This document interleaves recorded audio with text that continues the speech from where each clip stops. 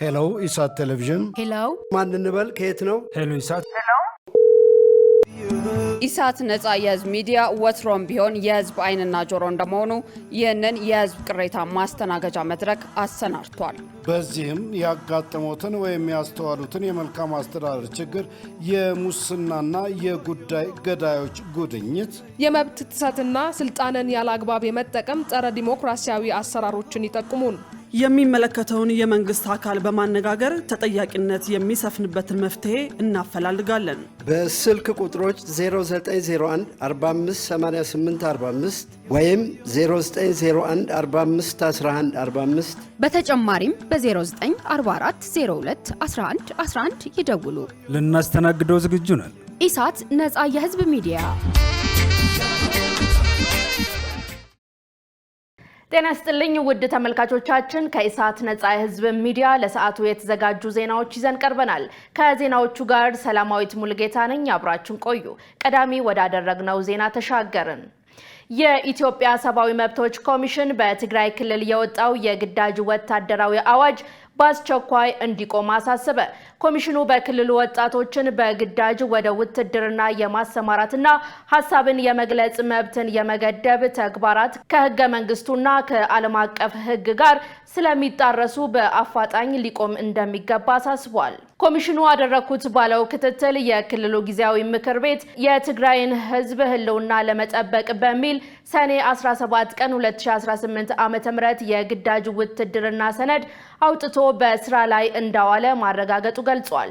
በሰነዱ መሰረት ለግዳጅ ውትድርና ጥሪውን የማይቀበል ሰው እስከ 50,000 ብር ቅጣት፣ የክልሉን ውሳኔ የሚተቹና የሚቃወሙ ደግሞ እስከ 25 ዓመት ጽኑ እስራትና የንብረት መውረስ እንደሚፈረድባቸው ታውቋል። ይህንን ተከትሎም የጸጥታ አካላት ያለ ፍርድ ቤት ትዕዛዝ በማንኛውም ጊዜና ቦታ ሰዎችን የመያዝና የመፈተሽ ስልጣን ተሰጥቷቸዋል ሲል ኮሚሽኑ በመግለጫው አመልክቷል። በአብያተ ክርስቲያናት፣ በገበያና በቤት ለቤት አሰሳ እድሜያቸው ከ18 ዓመት በታች የሆኑ ህፃናት፣ ተፈናቃዮችና የአይምሮ ህሙማን በግዳጅ እየታፈሱ መሆኑን ማረጋገጡንና ይህም እንደ ጦር ወንጀል የሚቆጠር የጉልበት ብዝበዛ ነው ሲል ኮሚሽኑ አስታውቋል። በሌላ በኩል በክልሉ አዋሳኝ አካባቢዎች ማለትም ራያና አፋርን ጨምሮ በታጠቁ ኃይሎች መካከል በተነሱ ግጭቶች የሰው ህይወት የጠፋ ሲሆን በርካታ ዜጎች ተፈናቅለው ያለ ምግብና መጠለያ ይገኛሉ ብለዋል። የኢሰመኮ ዋና ኮሚሽነር ብርሃኑ አዴሎ ይህ ተግባር የፕሪቶሪያን የሰላም ስምምነት የሚጥስና አንጻራዊውን ሰላም ወደ ኋላ የሚመልስ በመሆኑ የግዳጅ የውትድርና ሰነድ በአስቸኳይ እንዲቆምና የፖለቲካ ልዩነቶች በሰላማዊ ውይይት ብቻ እንዲፈቱ በጥብቅ አሳስቧል ሲል ኮሚሽኑ አስታውቋል። የሀገር መከላከያ ሰራዊት የሀገርን ሉዓላዊነት እየጠበቀ ነው ሲሉ ፊልድ ማርሻል ብርሃኑ ጁላ ገለጹ። የኢትዮጵያ ብሔራዊ መከላከያ ኮሌጅ በመከላከያና ስትራቴጂካዊ የደህንነት ጥናት መስክ ያሰለጠናቸውን ተማሪዎች አስመርቋል። በመርሃ ግብሩ ላይ የጦር ኃይሎች ጠቅላይ ኤታማዦር ሹም ፊልድ ማርሻል ብርሃኑ ጁላ እንዲሁም ሌሎች እንግዶች ተገኝተዋል። ፊልድ ማርሻል ብርሃኑ ጁላ በስነ ስርዓቱ ላይ ባስተላለፉት መልእክት ወቅታዊ የዓለም አቀፋዊውና ቀጠናዊውን የደህንነት ሁኔታ ውስብስብና ኢተገማችነት ታሳቢ ያደረገ ስራ እየሰራ መሆኑን ገልጸዋል። ለዘመናት በሰላም እጦት የሚገለጸው የቀይ ባህርና የአፍሪካ ቀንድ አካባቢ የደህንነት ሁኔታ ከምን ጊዜውም በላይ እየተወሳሰበ መምጣቱን አስታውሰዋል። የኢትዮጵያ መከላከያ ሰራዊትም አደረጃጀቱና ዘመናዊ ትጥቁን በማጠናከር በማንኛውም አስተማማኝ የዝግጁነት ደረጃ ቁመና ላይ እንደሚገኝ አስታውቀዋል። የኢትዮጵያ ብሔራዊ መከላከያ ኮሌጅ ተመራቂዎችም የቀሰሙትን ስትራቴጂያዊ ዕውቀት ለሰራዊቱ ተጨማሪ ግንባታ ሊጠቀሙበት እንደሚገባ አሳስበዋል። የኮሌጁ አዛዥ ብርጋዴር ጄኔራል ጥላሁን ደምሴ በበኩላቸው በሀገራዊው ለውጥ ማግስት የተመሰረተው ኮሌጁ በተለዋዋጭ ስትራቴጂያዊ ምህዳር ውስጥ የብሔራዊውን ኃይል ማስፈጸሚያ አቅም ውጤታማ ለማድረግ እየሰራ ነው ብለዋል። መንግስት የኮሌጁን የመሰረተ ልማትና የዲጂታላይዜሽን አቅም በማሳደግ ወደ ስማርት ኮሌጅ ለመቀየር የሚያደርገውን ጥረት አጠናክሮ እንደሚቀጥል መግለጻቸውን ኢዜአ ዘግቧል። የበይነ መረብ መገናኛ ብዙሃን ለኢትዮጵያ ብሔራዊ ጥቅም እንዲተጉ ተጠየቀ።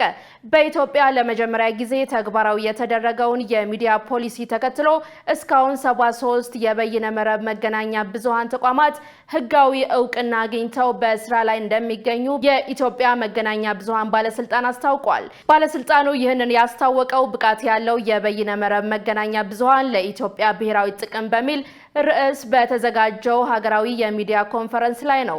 የባለስልጣኑ ዋና ዳይሬክተር ሃይማኖት ዘለቀ የዲጂታሉ ሚዲያ የሀገርን ሰላምና ብሔራዊ ጥቅም ለማስከበር በቁርጠኝነት ሊሰራ እንደሚገባ አሳስበዋል። በኢትዮጵያ ለመጀመሪያ ጊዜ ራሱን የቻለ የሚዲያ ፖሊሲ እንዲተገበርና ህጎች እንዲሻሻሉ ተደርጓል ያሉት ዋና ዳይሬክተሯ በዚህም መሰረት የበይነ መረብ መገናኛ ብዙሃን በህግ እውቅና አግኝተው እንዲንቀሳቀሱ ግልጽና ቀልጣፋ የምዝገባ ስርዓት መዘርጋቱ አስታውቀዋል። ዋና ዳይሬክተሯ አክለውም የበይነ መረብ መገናኛ ብዙሃን የሀገርን ልማት፣ ታሪክ፣ ባህልና እሴት በመገንባት ረገድ ከፍተኛ ሚና እያበረከቱ መሆኑን አድንቀው ነፃነትን ከኃላፊነት ጋር ባለማጣጣም የጥላቻ ንግግርና ሐሰተኛ መረጃ በማሰራጨት የሀገርን ሰላምና ብሔራዊ ጥቅም አደጋ ላይ የሚጥሉ አሉታዊ አዝማሚያዎች በክትትል መረጋገጣቸውን ጠቁመዋል። የዲጂታል ሚዲያ ተቋማትና ባለሙያዎች አቅማቸውን ለማሳደግ በሀቅ ማጣራት ወይም ፋክት ቼኪንግ ላይ ትኩረት ሊያደርጉ እንደሚገባና የራሳቸውን የሙያ ማህበር በማቋቋም በስነ ምግባር ሊመሩ እንደሚገባ ዋና ዳይሬክተሩ አሳስበዋል።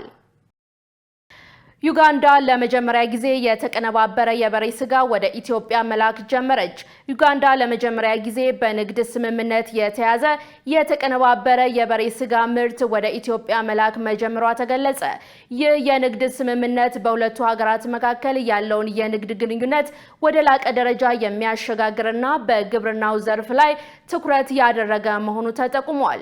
ራቸርስ ፋይናንስ ሊሚትድ የተባለው የዩጋንዳ የግል ድርጅት ከኢትዮጵያ ዳይመንድ ሆቴል እና ሬስቶራንት ግሩፕ ጋር በተፈራረሙት ስምምነት መሰረት በየወሩ 20 ቶን የተቀነባበረ የበሬ ስጋና ተያያዥ ምርቶችን ወደ ኢትዮጵያ እንደሚልክ ካፒታል ዘግቧል። በዩጋንዳ የፕሬዝዳንቱ የግብርና አማካሪ ዶክተር ሂላሪ እንደገለጹት ይህ እርምጃ የዩጋንዳን ኢኮኖሚ ለማሳደግ የሚረዳ ስትራቴጂ አካል ነው።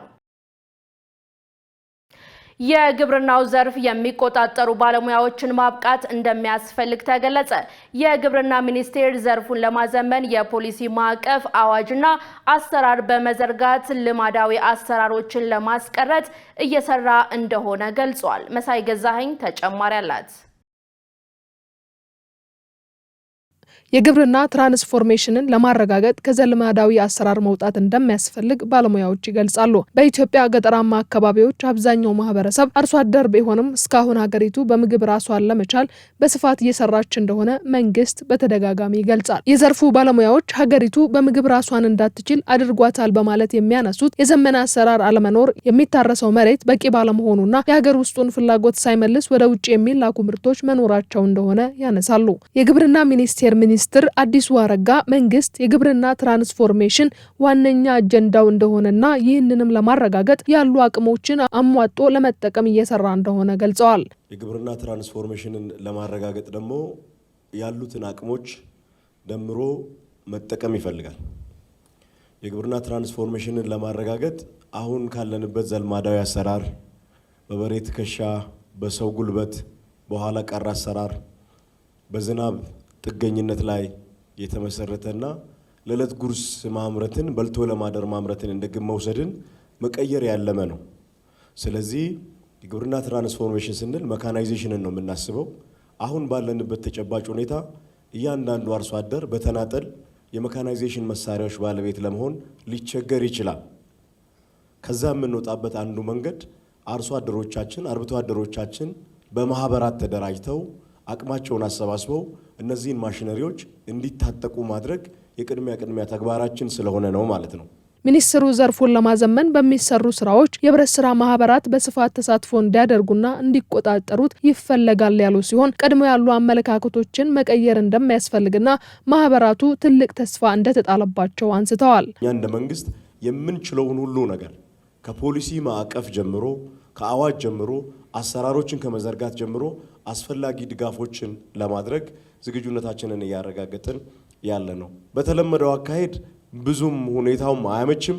የግብርና ትራንስፎርሜሽንን ስናረጋግጥ ግብርና ከዕለት ጉርስ ያለፈ ቢዝነስ ነው የሚሆነው ነው። ገበሬያችን ነጋዴም ጭምር እንዲሆን ልዩ ልዩ እድሎችን እየከፈትንለት ነው ያለ ነው። አርብቶ አደራችን እንዲነግድ ሀብት እንዲያገኝ ህይወቱ እንዲቀየር ለማድረግ ብዙ ስራዎችን እየሰራን ነው ያለ ነው። ከዚህ ውስጥ ሪፎርም የሆነ በአስተሳሰብ የተቀየረ የህብረት ስራ ማህበር አንዱ አፕሮቻችን ነው። ስለዚህ የተጠናከረ የህብረት ስራ ማህበርን ለመፍጠር በዚህ ረገድ መንግስት ትልቅ ፍላጎት ትልቅ ተነሳሽነት ስላለው ነው። በምግብ ራስን መቻል ብለን ስንነሳ ለሌሎች ሀገራት ዘርፉን አሳልፈን ሳንሰጥ ራስን በማብቃት መስራት እንደሚያስፈልግ አቶ አዲሱ አስገንዝበዋል። ኢትዮጵያ የምግብ ሉዓላዊነትን ታረጋግጥ የሚል ግልጽ የሆነ አቋም ነው ያለን እንደ መንግስት። ያ ማለት ምን ማለት ነው?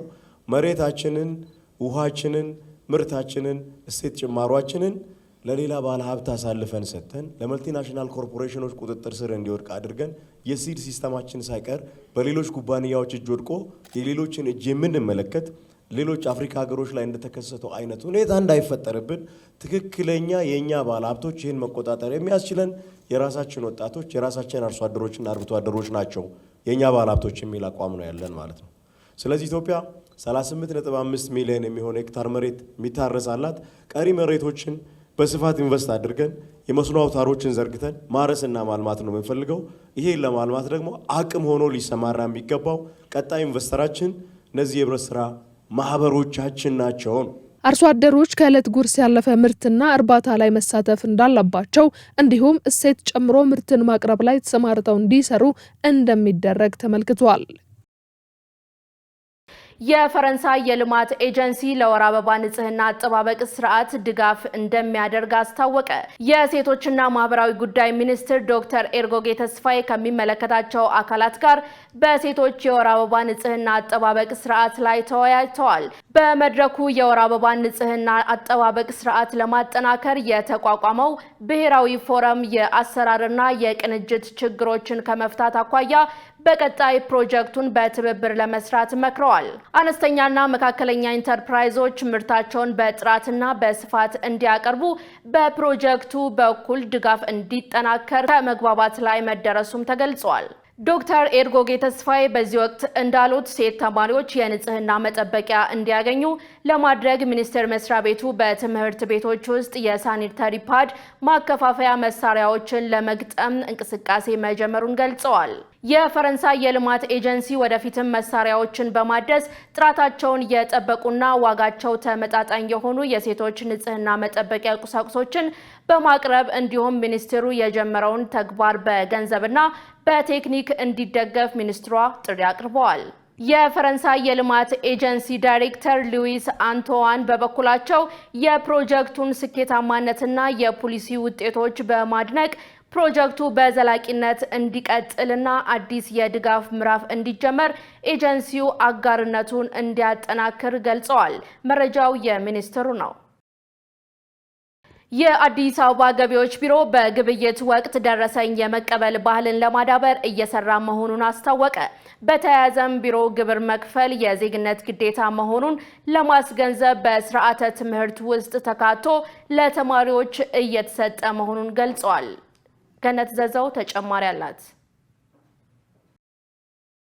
የአዲስ አበባ ከተማ አስተዳደር ገቢዎች ቢሮ በንግድ ግብይት ወቅት ደረሰኝ ለተቀበሉ በ775 ጥቆማ ለሰጡ ግለሰቦች እንዲሁም በታክስ ክበባት ውድድር አሸናፊ ለሆኑ ተማሪዎች ለመጀመሪያ ጊዜ የሽልማትና የእውቅና መርሃ ግብር በዛሬው ዕለት አካሂዷል። በቢሮው የሞደርናይዜሽን ዘርፍ ምክትል ኃላፊ ወርቅነሽ ሰቦቃ በመድረኩ ላይ እንደገለጹት ግብር በተገቢ ሁኔታ እንዲከፈል ከማድረግ ህገወጥነትን ከመከላከል ብሎም በግብይት ወቅት ደረሰኝን የመቀበል ባህልን ለማዳበር የሚያስችሉ ስራዎችን እየተሰራ መሆኑን ገልጸዋል። ደረሰኝ መቀበል፣ ደረሰኝ መስጠት፣ ግብይትን በደረሰኝ ማድረግ፣ ህገወጥነትን መከላከል፣ አንዳንድ አሁን የምናያቸውን ብልሽቶች፣ ችግሮች በተለያየ ደግሞ እየሄድን የምንጠይቃቸውን ጥያቄዎች የምናስቀርበትና ዜጋው በአግባብ ግብር መክፈል የዜግነት ግዴታዬ፣ ግብር ለሀገሬ ክብር፣ ግብር ስከፍል ካለው ተቀብለው ለሌለው የሚካፈል መሆኑን በደንብ ለማህበረሰቡም በየትምህርት ቤታቸውም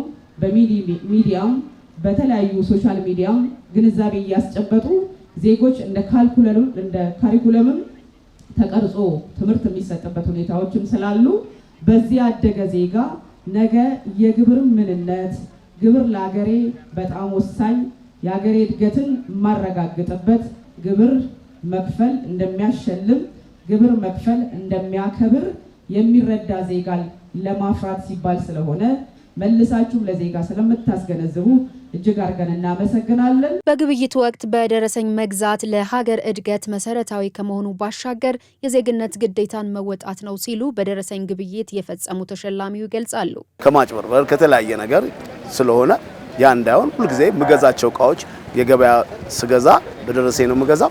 በደረሰኝ ደግሞ ተቀብዬ ይሄ አጋጣሚ ደግሞ የቴሌግራም ፕሮግራም ሳየው በጣም ደስ አለኝና ስከታተል ብዙዎቹን እቃዎችን በደረሰኝ በመግዛት በመፖሰት ይሄው እንግዲህ ዛሬ ለዚህ እውቅና ደርሻለሁ። የተለያየ አገር የምትለማበት ትምህርት ቤቶች የሚሰሩበት መንገድ የሚሰራበት ሁሉ ነገር የሚሆነው በደረሰኝ መሸጥ በደረሰኝ መግዛት ሲሆን ነውና ይሄን ተመርኩዤ እንግዲህ ይሄንን ስራ እየሰራሁ ነው ያለው።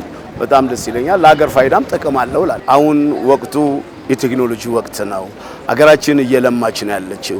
ብዙ ኮሪደር ልማቶች እየተሰሩ ነው ያሉት። ስለዚህ ማንም ሰው ብንሆን ለምንገዛው እቃ በደረሰኝ መግዛት ጥቅም እንዳለው ነው። በደረሰኝ መግዛት ወሳኝ ነው፣ ለሀገር ጥቅም ነው የሚለውን ነገር ማየት አለብኝ። ይሄን ነው መመክረው። ግብር ለአንድ ሀገር የገቢ ምንጭ መሆኑን በመገንዘብ ማህበረሰቡ ኃላፊነቱን መወጣት አለበት ሲሉ ተሸላሚ ተማሪዎች ተናግረዋል። አክለውም በትምህርት ቤት ተማሪዎች ስለ ግብር ምንነትና አስፈላጊነት ከማስገንዘብ አንጻር በክበባት ውስጥ በትኩረት እየተሰራ መሆኑን ገልጸዋል። ትምህርት ቤቶች ላይ በጣም አሪፍ ስራ እየተሰራ ነው። ተማሪዎችን ስለ ታክስ ከማስገንዘብ አንጻር በጣም ጠንካራ የሆነ ስራ እየተሰራ ይገኛል። ተማሪዎችም ወደፊት የታክስን ምንነት ታክስ ለሀገር ምን ያህል ጠቃሚ እንደሆነ እንዲሁም ምን ያህል አስፈላጊ እንደሆነ እንዲገነዘቡ በጣም ትልቅ ስራ እየሰሩ 2022 ዘመናዊና ፍትሃዊ የሆነ ኢትዮጵያን ማለትም የሀገሪቷን ወጪ በሀገሪቷ ገቢ ተሸፍነው ማየት ስለሆነ የታክስ ዋና ራዕይ እሱም በማሳካት ደረጃ የተሻለ አመርቂ ውጤት ለማምጣት የተሻለኝን ሁሉ እሰራለሁ። አንድ ሀገር ሉዓላዊ እንድትሆን አስፈላጊ ነው። ከዛ ለአንድ ሀገር የገቢ ምንጭ ነው ማለትም ለማህበረሰቡ ብሎ ያወጣውን ወጪ የሚሸፍነው በዛ ገቢ ስለሆነ ለዛ አስፈላጊ ነው ብዬ አስባለሁ። እንዲሁም ፍትሃዊ የገቢ ክፍፍል እንዲኖር ማለትም ከፍተኛ ገቢ የሚያገኙ ሰዎች ዳጎስ ያለ ወይም ከፍ ያለ ግብር እንዲከፍሉና አነስተኛ የሆነ ደግሞ ከታክስ ነፃ ወይም ደግሞ የሚቀንሱ ነው። በቀላሉ ታክስ የምንለው ለመንግስት የሚከፈል ሳይሆን በመንግስት አማካኝነት የሚሰበሰብ የገንዘብ መጠን ነው። ነገር ግን የሚሰበሰበውም የሚጣለው በመንግስት ብቻ ቢሆንም ለማህበረሰቡ ጥቅም ሲባል የሚሰበሰብ እንደሆነ ተረድተናል ባጭሩ። እኔ ስለ ታክስ ጥሩ ግንዛቤ በማግኘቴ ለቀጣይ ምንም ድርድር የማያስፈልገው በገቢ ሁኔታ ላይ በሚሰማራበት ጊዜ የጥሩ ግብር ከፋይ ለመሆን ትልቅ አስተዋጽኦ አድርጎልኛል። ቢሮው ግብር በአግባቡ ለከፈሉና በደረሰኝ ለተገበያዩ ህጋዊ ነጋዴዎች የማበረታቻ ሽልማት መርሃ ግብር ማካሄዱ ይታወሳል። በቤንሻንጉል ጉሙዝ ክልል ከመኸር እርሻ 73 ሚሊዮን ኩንታል ምርት ለመሰብሰብ ታቅዷል ተባለ። በቤንሻንጉል ጉሙዝ ክልል በዘንድሮው የመኸር እርሻ 73 ሚሊዮን ኩንታል ምርት ለመሰብሰብ መታቀዱን የክልሉ ግብርና ቢሮ አስታወቀ። የቢሮው ኃላፊ አቶ ባበክር ሀሊፋ ለአዲስ ዘመን ጋዜጣ እንደገለጹት በዘንድሮው የመኸር እርሻ 2 ሚሊዮን 45 ሺህ ሄክታር መሬት በማልማት 73 ሚሊዮን ኩንታል ምርት ለመሰብሰብ መታቀዱን ገልጸዋል። ለዚህም ለአመራርና ለባለሙያው አስፈላጊው የግንዛቤ ፈጠራ ስራ ተሰርቶና ስልጠና ተሰጥቶ ወደ ስራ ተገብቷል ብለዋል። በክልሉ ከሚለማው መሬት ውስጥ 50 በመቶ በበቆሎና ማሽላ እንደሚሸፈን ኃላፊው አንስተው ቀሪው መሬት በአኩሪ አተር፣ በሰሊጥ፣ በጤፍና በኑግ ሰብል የሚሸፈን መሆኑን ተናግረዋል። ለምርት ዘመኑ የታቀደው 131 ሺህ ኩንታል ሰው ሰራሽ የአፈር ማዳበሪያና ከ5000 ኩንታል በላይ ምርጥ ዘር ለአርሶ አደሩ እየተሰራጨ ነው ያሉት ኃላፊው ከዚህ ውስጥ 30,000 ኩንታል ሰው ሰራሽ የአፈር ማዳበሪያ ለመስኖ ዝግጅት መዋሉን ገልጸዋል። የግብርናን ሜካናይዜሽን የቴክኖሎጂ አጠቃቀም ለማሳደግ አርሶ አደሮችን ከኢትዮጵያ ንግድ ባንክ ጋር በማስተሳሰር የ20 ትራክተሮች ግዢ መፈጸሙና ተጨማሪ 20 ትራክተሮች በማስገባት ላይ እንደሚገኝ ገልጸዋል። በክረምት ወቅት የሚከሰተውን ከፍተኛ የዝናብ መጠንና የጎርፍ አደጋ ለመከላከል በውሃ ማጠራቀሚያና በጎርፍ ተጋላጭ አካባቢዎች የሚገኙ ነዋሪዎች ጥንቃቄ እንዲያደርጉ ግንዛቤ መፈጠሩና በጎርፍ አማካኝነት በሰብል ላይ ጉዳት እንዳይደርስ እየተሰራ መሆኑን አብራርተዋል። ዘገባው የኢትዮጵያ ፕሬስ ድርጅት ነው።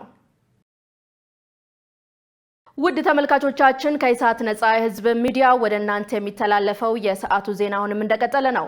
አሁን ደግሞ ወደ ውጭ ዜናዎች ተሻገርን።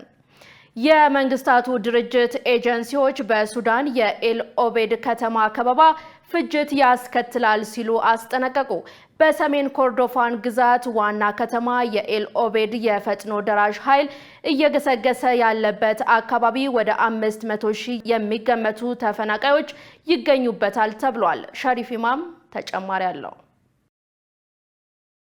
የተባበሩት መንግስታት ድርጅት ባለስልጣናት ባለፈው ዓመት ተመሳሳይ ዕጣ እንደደረሰባትና እንደወደመችው የዳርፉር ከተማ ኤልፋሸር ሁሉ ስትራቴጂያዊ በሆነችው የሱዳን ከተማ ኦልቤድም ጨፍጨፋ ሊፈጸም ይችላል በሚል እያስጠነቀቁ ነው። በጄኔቫ በተካሄደው ዓለም አቀፍ የስደተኞች ድርጅትና የዓለም አቀፍ የእርዳታ ድርጅት ስብሰባ ላይ ተወካዮቹ በሰጡት ማሳሰቢያ በየአካባቢው የሚፈጸመው የድሮን ጥቃት ተባብሶ ቀጥሏል። በዚህም ሰብአዊ እርዳታ ላይ ያነጣጠረ ጥቃት እየተፈጸመ ነው ብለዋል። እንደ ዓለም አቀፉ የስደተኞች ድርጅት ዞኢ ብሪናን ገለጻ ከኮርዶፋን ግዛት አዲስ የተፈናቀሉ ሰዎች ቁጥር በ3 ወራት ውስጥ ብቻ ቀድሞ ከነበረው በ2/3 ጨምሯል። ኤጀንሲው እንዳለው 100 ያህል መፈናቀሎችን ባለፈው 9 ወራቶች ውስጥ መዝግቧል። ይህ ማለት ደግሞ በ2 እና በ3 ቀናት ውስጥ አንድ ትልቅ ክስተት ያጋጥማል ማለት ነው። አሁን ላይ በሰሜን ኮርዶፋን ግዛት ዋና ከተማ ኤል ኦቤድ የፈጥኖ ደራሽ ኃይል እየገሰገሰ ያለበት አካባቢ ወደ 500,000 የሚገመቱ ተፈናቃዮች ይገኙበታል። የእርዳታ ሰራተኞች ወደ እነዚህ ወደ ታገቱ ሰዎች መድረስ አልተቻላቸውም። ታጋቾቹ ከፍተኛ የሆነ የውሃና የኤሌክትሪክ እጥረት አጋጥሟቸዋል። የሆነው ደግሞ በሲቪል መሰረተ ልማቶች ላይ በተፈጸመ ተደጋጋሚ ጥቃት እንደሆነ ተገልጿል። ኦልኦቤድ ምናልባትም ቀጣይ ኤልፋሸር ትሆናለች የሚል ስጋት አለ ሲሉ በሱዳን የዓለም አቀፉ ስደተኞች ድርጅት ኃላፊ መሐመድ ራፋት ከፖርት ሱዳን ተናግረዋል። ለወራት ያህል ሰዎች መንቀሳቀሻ አጥተው ታግተዋል። በፍጥነት እርምጃ ካልተወሰደ በኤልፋሸር የተፈጸመው ሊደገም ይችላል ሲሉ ስጋታቸውን ገልጸዋል። ራፋት አክለውም የዓለም አቀፉ የስደተኞች ድርጅት ለአስቸኳይ ጊዜ የሚጠቀመው የመጠለያና የምግብ ክምችቱ ተሟጧል። በዓለም አቀፍ ደረጃ የሰብአዊ ድጋፍ እየቀነሰ መምጣትና የመከላከያ ወጪ መጨመር ተገቢ እንዳልሆነ ገልጸው አባል ሀገራት ከዚህ ይልቅ በሰላም ላይ ኢንቨስት እንዲያደርጉ ጠይቀዋል። ኤልኦቤድን በተመለከተ የተሰጠው ማስጠንቀቂያ እርዳታ ለማድረስ ያለው የጸጥታ ሁኔታ እያደር አሳሳቢ የሆነ በመሄዱ ነው ተብሏል። በጁላይ 1 ቀን የተባበሩት መንግስታት የስደተኞች ኮሚሽን የጭነት ተሽከርካሪ 50 ሜትሪክ ቶን የእርዳታ እህል፣ ብርድ ልብስ፣ በሶላር የሚሰሩ አምፖሎችና የማብሰያ ቁሳቁሶች የያዘ በዋይት ናይል ግዛት ቴንደሊት አቅራቢያ በድሮን በተፈጸመ ጥቃት ወድመዋል ብሏል። የመንግስታቱ ድርጅት የስደተኞች ኮሚሽን ቃል አቀባይ ኢዩጀን ቦያን በበኩላቸው አሽከርካሪው ከጥቃቱ ተርፏል፣ ይሁን እንጂ የእርዳታ ቁሳቁሶች በሙሉ ወድመዋል። ይህን መሰሉ ጥቃት በዚህ ዓመት ውስጥ በሱዳን ሲፈጸም ለሁለተኛ ጊዜ ነው ተብሏል። ይህ የሚያሳየው ነገር ቢኖር ሲቪሎችን የሚጎዳና አሳሳቢ የሆነ ጥቃት መሆኑን ነው ብለዋል ቃል አቀባዩ። በዚህም የተነሳ በመላ ሀገሪቱ ሰላማዊና ደህንነቱ የተረጋገጠ የሰብአዊ ድጋፍ አቅርቦት እንዲኖር ጥሪ አቅርበዋል። የተባበሩት መንግስታት ድርጅት ደግሞ ሱዳን በዓለም ላይ በሁለተኛ ደረጃ ለሰብአዊ አገልግሎት ሰራተኞች የማትመችና የሎጂስቲክስ አገልግሎቱን በጣም አስቸጋሪና ሆን ተብሎ የቦምብ ጥቃት የሚፈጸምበት ነው ብሏል። መረጃው የሱዳን ትሪቢዩን ነው። በሺዎች የሚቆጠሩ ኢራናውያን በአያቶላህ ኻሜኒ አስክሬን ሽኝት ስነ ስርዓት ላይ መገኘታቸው ተገለጸ። ከ100 ሀገራት የተወከሉ ከፍተኛ ልዑካን በስነ ስርዓቱ ላይ መሳተፋቸውም ታውቋል። ህብረተሰቡ የመጨረሻ አክብሮቱን ይገልጽ ዘንድ የአያቶላህ አስክሬን አርብና ቅዳሜ በቴህራን በሚገኘው ሞሳላህ ወይም የመዲናዋ ትልቁ የሃይማኖትና የህዝብ መሰብሰቢያ ማዕከል እንዲያርፍ ተደርጓል። የቀድሞው የኢራን ሉዓላዊ መሪ በጎርጎሮሳውያኑ የካቲት 28 2026 በቴህራን ላይ በተፈጸመ የአሜሪካና የእስራኤል የአየር ድብደባ መገደላቸው ይታወሳል። በወቅቱ በመጋቢት ወር የአየር ድብደባዎች መቀጠላቸውን ተከትሎ የስንብቱን ስነ ስርዓት ማካሄድ ባለመቻሉ ባለስልጣናቱ መርሃ ግብሩን ወደ ሌላ ጊዜ ለማስተላለፍ ተገደው እንደነበር ስፑትኒክ ዘግቧል። ውድ ተመልካቾቻችን ከኢሳት ነጻ የህዝብ ሚዲያ ወደ እናንተ ሲተላለፍ የነበረው የሰዓቱ ዜና ተጠናቋል። ከዜናዎቹ ጋር ሰላማዊት ሙሉጌታ አብሬያችሁ ቆይታ አድርጌያለሁ። መልካም ጊዜ።